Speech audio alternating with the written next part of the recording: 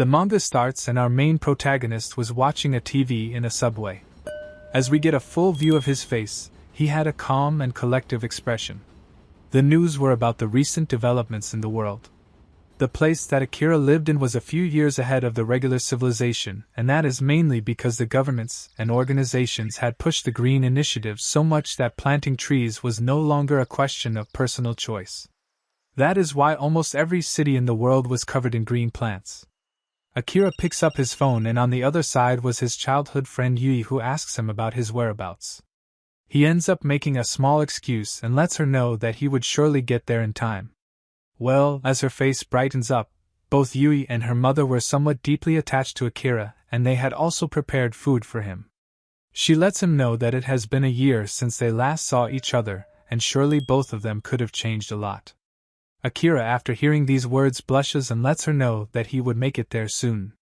Now getting on trains in populated cities is like fighting through a horde of souls, and this was what he went through. Luckily for him, he gets a seat and he ends up checking a small token which makes him sure that he is a coward from every angle. His childhood friend has been with him for a long time, and he started to develop special feelings for her. Even on the last day when they both met, he couldn't say the word even after he asked her to join him near a famous love-confessing tree of their school. This was the hopeless idiot, and as he musters the courage to do it this time, there was really nothing stopping him. Everything was completely normal until a really big flash results in a total blackout. The entire subway was experiencing a major shutdown. Even the train, which worked on some electricity but also some mechanical features, somehow ended up stopping. People panicked, and the blackout started to enrage women who were starting to get groped by strangers. Since everyone was in a panic, Akira ended up seeing a person carrying a rather heavy-looking bag. He gets near her and tells her that she could use his seat. She sits down and thanks him for his help, and the lights and electricity were not going to come anytime soon. One of the person asks everyone if they are feeling unwell or something, and immediately everyone just went into full rage mode and began to spew on how they are going to be late at this point. Their voice really began to shower on him, and they screamed that they would die from heat strokes. The poor man had no other choice, so he ends up opening the door and led everyone to somewhere safe. Both Rei and Akira quickly became friends, and they also had some good chemistry between them. When they reached the station the man was leading them to, there were also other people. The man who led them immediately recognized someone and rushed towards him. It looked like he was helping a man covered in blood, and when he asked about the blackout, he began to explain that people kept running away from the top and ran towards the subway to hide. He shares on how every single one of them were hurt, and they were fearful of something unexplainable. We also see the terrified faces of people who ran and found shelter there. Whenever he asked them what had happened, every single one of them just kept shivering and just sat there saying nothing of use. As one of the men rushes out to check, Akira was also worried, and since he couldn't reach Yui, he dashes to check the outside for himself, and when he stepped out, his entire world flipped upside down. The sky was red and every single building was covered in greenery. There were people there as well, but they were all frozen, and a green layer also covered every inch of their bodies. He questioned what this was, and he ends up hearing a child's crying voice. He checks it out, and a little kid was crying, and on top of him was a figure. He began to push away the figure, and with a weak voice he shouts and lets Akira know that he mustn't hurt his mother. After seeing his crying face, he immediately shakes a few leaves and sees that a human face drained of all life and livelihood was there with no reaction whatsoever. The kid screams and asks him to not hurt his mother. The little kid's mother sacrificed herself to save him from something terrible. Akira quickly knew that everyone around him were all alive once, and they all lost their lives to this strange event. Akira looks back to ask for help from the conductor, but when he glanced back, he saw that a 12-meter-tall sunflower was swallowing that man whole. As that man was crushed and sucked in like a snack, that man was swallowed in, and from the top the head of that man began to emerge. That sunflower lowers its head a little, and we end up seeing a soul-crushing sight ahead. In the center of that sunflower, instead of seeds, it was covered with human heads from top to bottom. Every one of them were crying for help.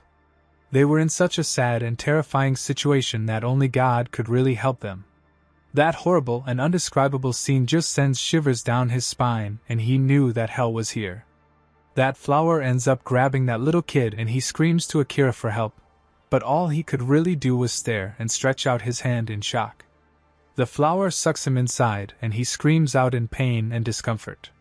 To his fortune, the flower monster somehow throws him away, and when he looked he found that the monster had arrows stabbed into its body. Rei from the back aimed her bow at the monster, and as she was tearing up, she lets him know that he must run away right now. Akira quickly calls to her and was ready to leave with the kid, but when he glanced to his side, the kid that he had thought he was able to grab onto was never there in the first place. Only thing that he had grabbed onto was a hand. Just seeing this sad and gruesome sight, he flinches and screams out. Immediately his stomach acts up and he throws up from experiencing the most difficult situation of his life. The flower monster begins to add the kid's head to its collection of hundreds of faces, and Akira just froze there, wondering if he has any hope in fighting or saving that kid. Tears began to form and his eyes were of that of a dead and hopeless man. Rei shakes him one more time and she lets him know that they must run towards the station no matter what. He dashed and the monsters also followed. He entered the place and the monster quickly began to bang their head with the thick concrete. The green and beautiful earth that every human worked hard to create was beginning to swallow humans like never before. Facing these extreme conditions, for the next 3 months Akira and Rei just sheltered in the subway without daring to go outside. The remaining survivors all lived inside the subway for the longest, and were much more safer than anyone else. Life in the subway has been nothing but a jail for all of them. In one of the tents Akira was laying down, and to him the losses of human, and the kid he failed to save still haunts him. He cried out how that kid could probably be alive if he was faster, but his weakness really disgusts him, and he cries that if he was just a little stronger then he would surely be able to save him. Someone knocks on the metal rod and a man lets him know that it is breakfast time. This is Tanabe, one of the survivors. He asks if Akira was okay, and since he looked pretty roughed up, he gets out and all the other people began to wake their partners up. Men here were sleeping on cardboards, and as one of the men complains on how it is bad to sleep like this, they glance over to the women's side where they were given way more privilege and even separate rooms to sleep in comfortably. There was also a sign that said that no men were allowed, and a door creaks opens and all the girls sheltering there get out. The girls added that they don't know where Rei is, and as Akira replied about how she would be in her regular place, a man places his arm across him and began to tease him on how Rei and his chemistry is perhaps too good, and they could be a couple. With a shaking voice he lets him know that he already has a special person waiting for him outside and she is the only one for him. Now when he said this, everyone around him just went silent, and from the back a man mocked him from not really realizing that everyone on the surface is dead, and since it has been quiet for 3 months there are surely no one there for him. He lets Akira know that his so-called old friend must already be swallowed whole by some monster, and after hearing this, Akira snaps and quickly he grabs onto that man and glares through his soul. Akira was so angry that it was clear that he would definitely kill that man, and as the man got PTSD, he suddenly comes back to his senses and he lets him go.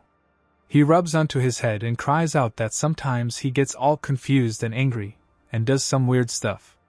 Akira's friend lets that man know that he is very lucky, since if Akira didn't have confronted him, he would have. Akira on the other hand notices that his shirt had blood on it, and when he asked him about it he lets him know that this is not his blood and that it is Akira's own blood. When Akira checked his hands they were covered in blood. Earlier he pressed his own finger in so hard that they began to bleed. He leaves that man and questions on why is he so strange, and deep down he was worried to death for his childhood friend, who he had no idea is even alive or not. From the side he hears a shooting sound and he sees that Rei was practicing her bow. As they both began to talk to each other, their conversation became very wholesome and she also begins to open up to him. Rei ends up sharing her dream for which she worked so hard for, and this somehow helps Akira to regain his senses and made him realize that he must do whatever he can to survive and find his lost family and love. Now filled with so much motivation and determination he thanks Rei and lets her know that he would surely believe the fact that his childhood friend could be alive, and he must hurry up to save her.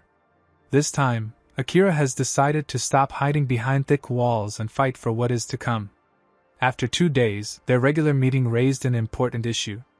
All of them were running out of food and they needed a solution desperately. Now they need volunteers, and for the past 2 days Akira was preparing himself for this. They asked if there would be a group ready to march and find food for the rest of the people, and soon a fight broke in with everyone. They glared at each other and yelled at anyone who recommended the other. Everyone lowered their heads in fear and uncertainty, and from the back, Akira shouts to everyone that he would go.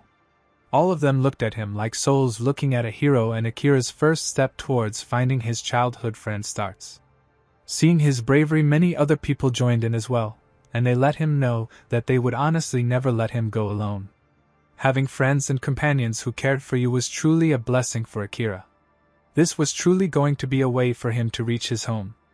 Although there were many stations in their way, Akira was already a changed man, who was going to tear through hell just to find Yi again. 4 hours they walked through the dark railway, and there was utter silence there. Finally, once they arrived at the Ottawa station, they saw light, and dozens of people greeted them with wide smiles.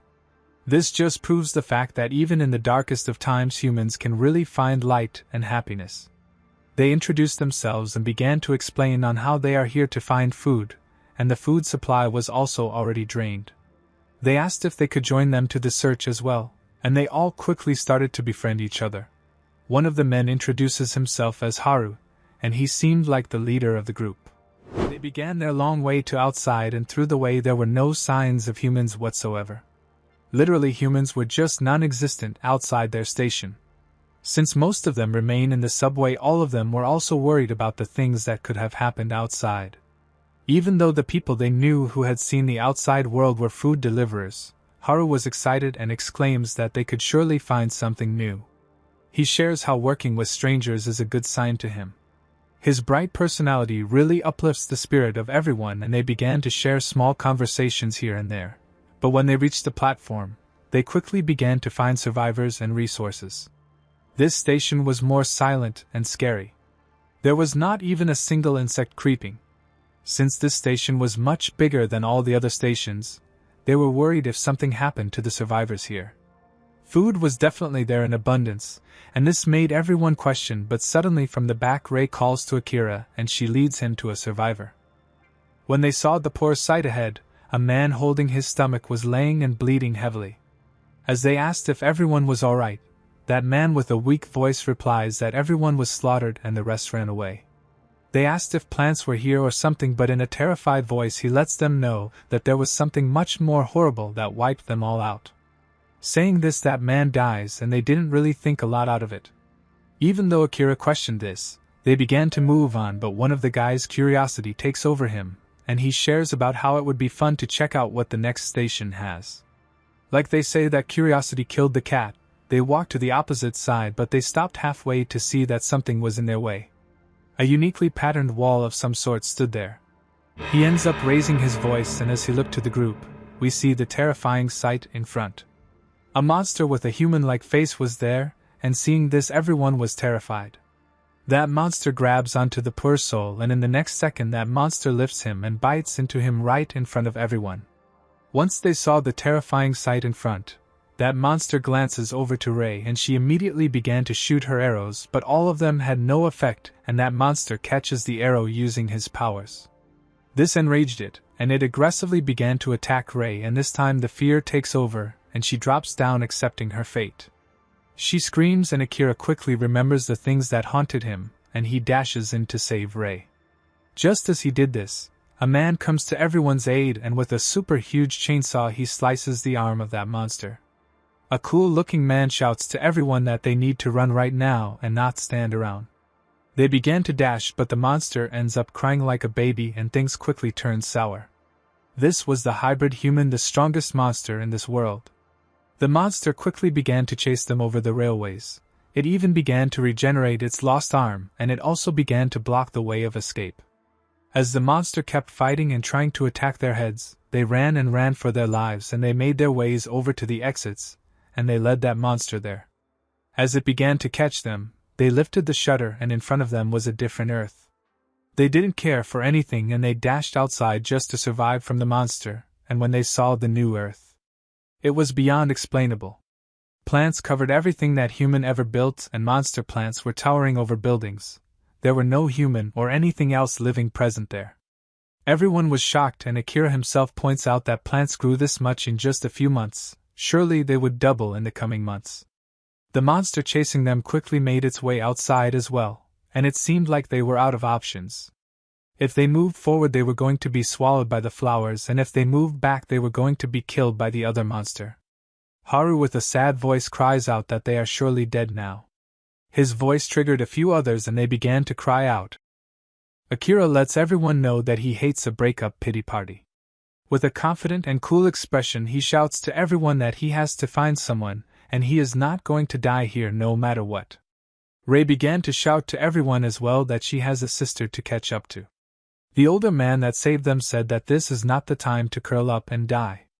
He lets them know that they need to buckle up for the tough part of life, and he lets them know that he is the only man who will turn this world upside down and fix everything here. Everyone looked at him and they spewed on how he said something that was a cliché, but still it made them believe him. The monster jumps outside the subway and they began to run towards some place. They ran and ran, avoiding all the flowers. The old man had somehow sustained an injury, but he still guided everyone to go inside a tall building. This was the most tiresome journey ever, and as they made their way up gasping for air, the old man's condition began to suddenly worsen. He kept telling them that he has a plan, and the hybrid monster itself was making its way closer and closer. Rei keeps shooting arrows, but her ammo was already near zero, and they were really struggling just to make it to the top. They still persevered and made it to the 15th floor. They entered it and began to prepare for the next step. Everything was going just like the old man had thought, and once the monster burst through the windows and wall, that old man quickly pushes everyone away and he lets them know that he would handle the rest. He points out that since it is a nice view, the monster would surely appreciate some fresh air. He brings out his weapon and he starts that cool machine. As the monster reacted from the sound, it dashed towards him and he swiftly guides his weapon in a perfect angle and throws that monster outside the building. A loud crack in the window sends that lump of flesh down to its death. However, both Akira and that old man end up falling with it as well, but they somehow managed to fall onto the soft belly of that monster. Akira didn't have any major injury, but the old man was hurt a lot. Akira didn't really realize that they were in the middle of the flowers, but strangely they stopped moving, and with a smile he lets them know that they need to go back home. The man falls unconscious for many hours, and inside his dream he was suffering from every angle. In one of these nightmares he was near a grave and he was bidding farewell to the person resting there. From the back a loud explosion startles him, and his friend comes to him and alerts him of something. In the next second that man gets stabbed right in the center of his chest, and as we slowly get to see the face of the man, Akira launches himself towards the old man. He had stolen his personal weapon for himself, and was there to kill him. As they both began to fight like mad dogs, Akira overpowers him and quickly, Akira cuts his arms off. He comes back, but by this time everything that he built was getting demolished by a monster that was never really seen by anyone. Back to the present, as he grunted, Akira was guarding him, and once he opened his eyes, he quickly remembers the horrible sight, and he immediately grabs onto his neck. Akira lets him know that they are safe, and when he let go of his neck, Rei unexpectedly also joins them and asks if there is any problem. That man knew that Akira was one step close to becoming something else, but he wasn't sure yet. When that man left the tent, outside he was celebrated like a hero, a savior who was going to save them from all the misery. As they showered praises after praises, he grabs onto a scar of his and laughs on how the world is completely insane, and could label a failure like him as a savior. That man was a failed human, a person who couldn't save anyone. Akira, on the other hand, was sure that this man was useful, and he could use his power to save Yui. Everyone was very fond of that man and they began to sing his songs. As one of the survivors began to act like a clown, he explained to everyone on how amazing he worked and moved. They all began to look at him, and begged him to share his personal story, but he just kept looking at them. Their stares were enough to bore him, and with a cold voice he lets everyone know that they need to stop with this savior trope. He lets everyone know that he isn't any savior, and he introduces himself as a warobi. He begins to explain about the monsters and the things that they can do. He shares that humans and plants sometimes interlink in a different manner, and in this way a newer species is born. They all began to mutter to each other, and clearly they were afraid. This was the first encounter of theirs, and they were fearful. They asked if he can beat them, but he pauses for a minute, letting them know that it is not easy to fight these monsters.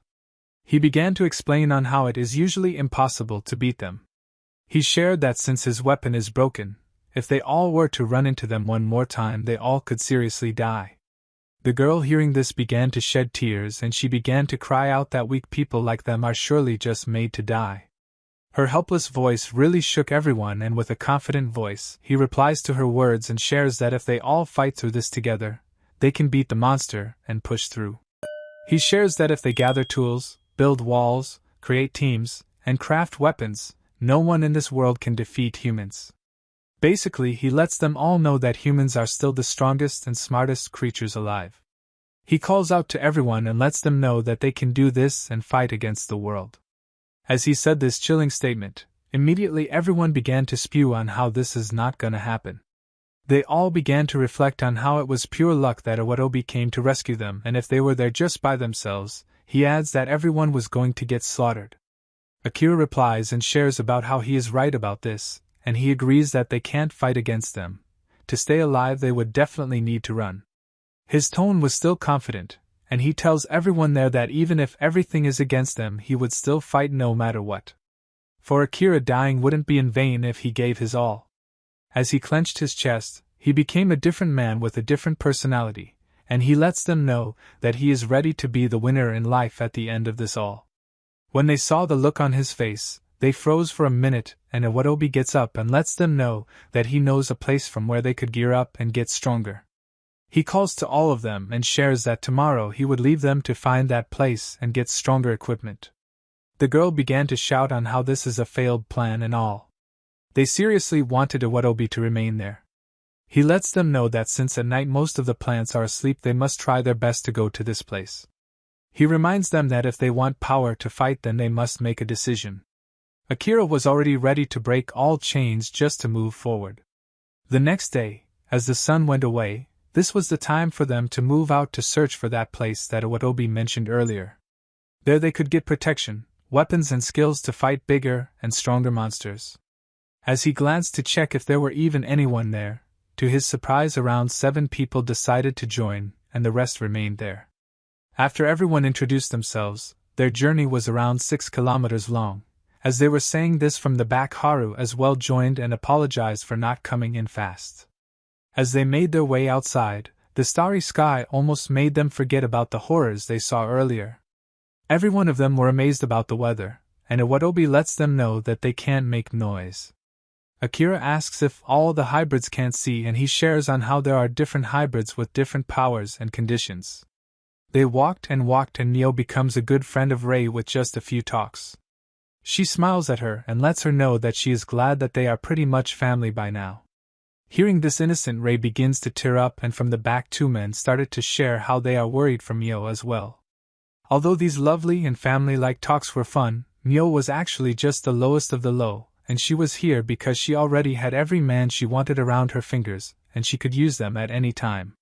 For her, Rei was a stupid airhead who started to treat her like her own sister, and she adds on how she is hanging around with the weird man because it is safer than to stay in a landlocked subway. She already had her stuff figured out, and if her life ends up in danger, she already has 2 idiots ready to use their lives for her.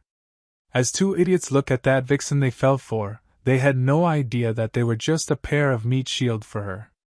She smiles at them, and they were just blown away. Night kept getting dark, and Awadobi alerts everyone to open their eyes wide, and if they get spotted by a monster, they could get overrun by monsters and none of them would get back home safe and sound. As a stomp noise alerts Akira, he checks to see that there was nothing really there. He observes and was sure that something was there. Awadobi starts to spew a valuable lesson to them, but Mio ends up stopping all of them and shared that she needs to use the toilet. As she leaves, another girl volunteers to join her. She searches, and the idiot ends up going deep into a destroyed shopping mall of some sort.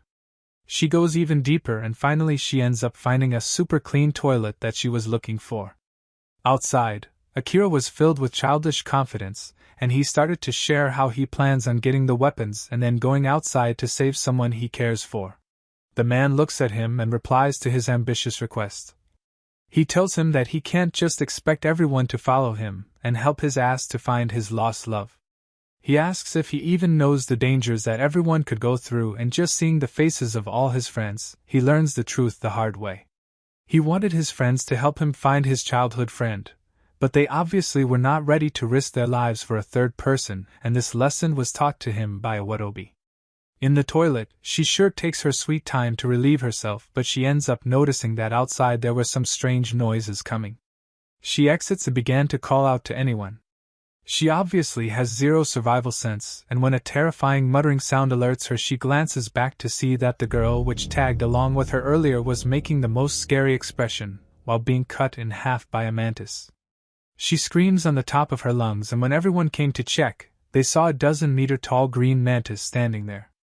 Akira screams that it is improbable for bugs to get this big, but since the amount of oxygen was triple on the land, insects began to grow faster and bigger. The mantis throws away the body of the girl who was in an unexplainable state, and the mantis began to approach Mio. Its fangs extend and they began to hurt her. Both of the lovebirds who liked her froze, and Rei ends up running to save her life. A Wadobi began to shine the light to distract the mantis, and soon everyone did the same thing. As the mantis looked at them, they were really not prepared for the next thing, and as it was about to attack them, the mantis ends up getting smushed with a big boulder weighing hundreds of pounds. It slams it and instantly kills it. As the ball literally shook everything, the giant ball ended up blocking the door. They began to push the massive ball with no luck, and Akira noticed that this ball was not made of rock, rather it was a ball made out of corpses. All of them tried to move the ball, but suddenly the ball began to move by itself. It turned out that a giant beetle was using this to crush insects, and when they saw the humongous size of the insect, they began to run away, but the beetle began to approach them. Earlier, when they were shining the light, the beetle was sure that they were prey. The ball of corpses moves in so quickly that one of the boys from the group couldn't even react and gets torn apart in an instant. That massive ball began to follow them, and all of them end up getting separated just to make it out alive. Everyone quickly hides to different places, and Akira ends up getting to a different place. He pants for air, and in front of him was a clean space. He quietly walks ahead, but from his top, a shell cracks, and from it he sees the abomination of terror.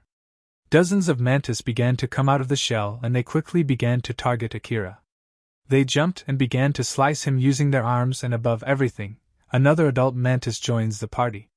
As he started to question whether it would be even possible to fight and win against them, he knelt down ready to accept his fate. He cried out how pathetic of a guy he really was, but he sees the beautiful picture of his love and rage boils inside him. He couldn't hold back anymore, and he began to shout. Heaven finally answers him, and to his aid, from the back a figure sets the mantis on fire, and kills them. That man helps him get out of the hand of the mantis, and he shouts to him to run before they get caught. He runs with their life on the line, and Akira was more than happy and glad to finally make it to the next day. Inside an apartment building, they both let out a sigh of relief, and that figure ends up removing his hood, and a young boy greets him with a bright smile. He was very friendly to him, and he treats his injuries. He slaps on a band-aid, and when he asked if there is anyone else in the home, he began to share of how it is just the two of them, and since he is here they are brothers. He started to spew some random stuff, and Akira's stomach gives out a huge alarm. That boy smiles again and shares that his food supply is over, but he would search upstairs for something.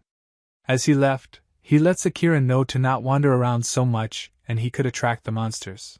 That boy warns him and tells him to not go into one of the rooms. But Akira does the opposite and began to check all the rooms out of curiosity.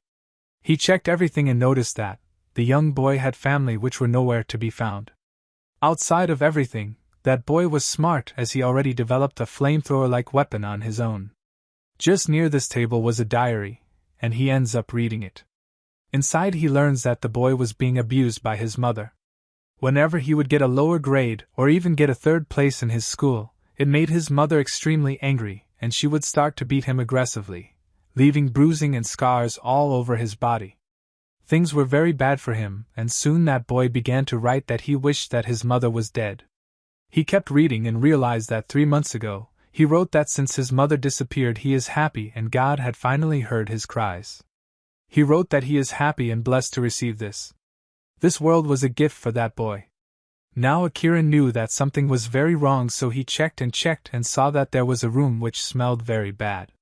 When he opened the door to see inside, he saw people with their lifeless body rotting with a knife inside their bodies. Not only that, the stabs were repeated over and over again. When he questioned this from the back, that boy enters one more time, and this time he was pissed and had a killer's aura on him. He rushes towards him ready to kill him, and one of his strikes ends up just passing by his neck. This was enough to make him run for his life, and he dashes. That boy immediately began to follow him with his flamethrower, and whatever Akira did, there was really no stopping that killing machine. He sprays the fire extinguisher smoke at him, but he uses his quick moves to dash near him to get him. Akira blocks one of the blows, and he began to ask Akira in what method would he personally like to die. He counters and delivers a heavy blow to his head, but this just made him even more angry, and he aims the flamethrower near his face. Akira knew that he couldn't win like this, so he jumped to the side wall. He screamed and ended up falling into a tree, which acted as a cushion for him. He goes through the painful branches and ends up falling to the ground. That boy immediately follows and jumps right near him as well, and just as he aims the weapon towards him, both of them were surprised by a giant mantis which heard their noises and joined them. Once Akira saw everything, he really had no options. The mantis stood there for some time, and it seemed like he was waiting for something and was still deciding to either kill them or play around with them. Akira begs him to rethink everything and cries that they have a few seconds before that mantis jumps at them. But that boy was already done for, and he began to spew on how it would be a blessing for him if he were to be killed by someone. This kid was just insane, and he jumps down and began to swing his knife. Akira tries to calm everything, but then everything clicks and he gets a cold reminder from his alternative personality, and he asks if he is an idiot. His other personality leans over to him and asks if he is still thinking like a good person and trying to save a stupid kid for nothing in return. He reminds himself that the kid is trying to kill him, so he should do it first. The innocent Akira began to spew normal and useless stuff, but his other personality shares that the kid adapted to the surrounding and fears nothing. He persuades that they should do their best to survive as well. He came to fill Akira's head with doubts and painful thoughts, and slowly, his consciousness disappeared and a reincarnation of a demon remained. He looks at that boy with wide open eyes, and he knew that there is no other way around this. He finally decided to stop acting like a pathetic hero who saves everyone like an idiot. His entire body boiled with anger and rage, and this time he was going to murder him. As we see the evil face of Akira, he had no care for that kid anymore, and he stands still in front of him, and immediately he rushes towards the kid. The kid panics a little, but when he was about to stab him, he blocks it, but he ended up kicking Akira in the head. Akira falls down, but when he gets up, an evil Akira tells him in a cold voice that he is sorry. He intently snatched his flamethrower, and he began to light the grass on fire. Instantly fire rages, and it was all right in front of the mantis. Akira shows the mantis a bottle with a rattling sound, and this diverted its attention. He tosses the bottle near the boy, and with a cold voice Akira tells the mantis to eat to its fill. As the mantis approached the boy, he screams for help and forgiveness, but Akira on the other hand had a smile on his face. He had no remorse or guilt whatsoever, rather he was proud of the thing he did. He ran away from that location, and after stopping he realized what he had just done, but this all just made him smile like a psycho.